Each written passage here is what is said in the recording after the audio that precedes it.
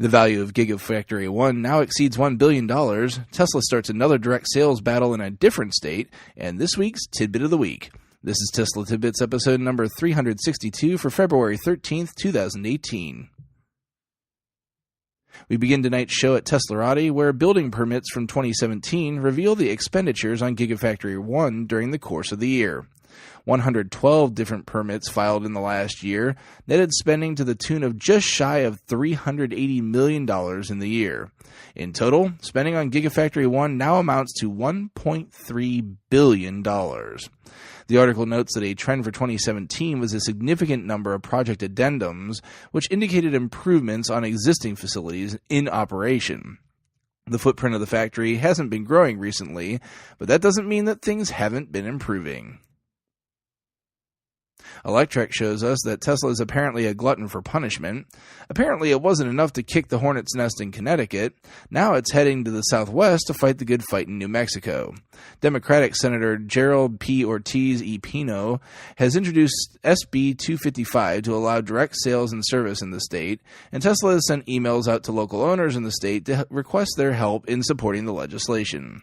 The difference between yesterday and today is that while Connecticut is a small state where owners and prospective owners can make it over the state line for purchase or service fairly easily, New Mexico, not so much. So, much like the story from yesterday in Connecticut, if you're a New Mexico resident, please be sure to reach your legislators early and often to voice your support for the bill. This week's Tidbit of the Week is more a PSA than anything, and it's courtesy of Ben from the Teslanomics channel. He posted a video to his Instagram letting us know about a lesser-known feature of Model 3. If you're in a situation where you're solely using the key cards to operate the car, you need to keep in mind that the car does not lock itself on exit as a Model S or Model X would, or even in the way the Model 3 would work if you're using the app. In this instance, the car makes no assumption that you want to lock simply because you're no longer in the seat and have closed the door. So you need to be sure that you tap the card on the B-pillar on your way out to lock the car, just as you would when arriving at the car to unlock it. Lastly tonight, less a story and more a show update. Last night I launched the newest Patreon tier for the channel, the Mega Patron tier. The new tier keeps the Super Patron callouts from the $10 tier and grants exclusive access to the raw recording of the show before being edited for release to the world, complete with all the swearing and self-loathing that accompanies my recording when I can't say the words that I've written on the screen. This may also include my commentary on stories that may not have necessarily made the show, but I'd like to say a little bit about. Obviously, this is not the family-friendly version of the show that you're used to, so beware, don't play it around the little ones. As I describe on the Patreon post where I introduced the tier, in determining what this benefit would look like, I had a lot of thoughts. Originally, I wanted to do a live hangout while recording, but I realized quickly that due to the hour that I record the show, this wouldn't present much of a benefit to many, at least live.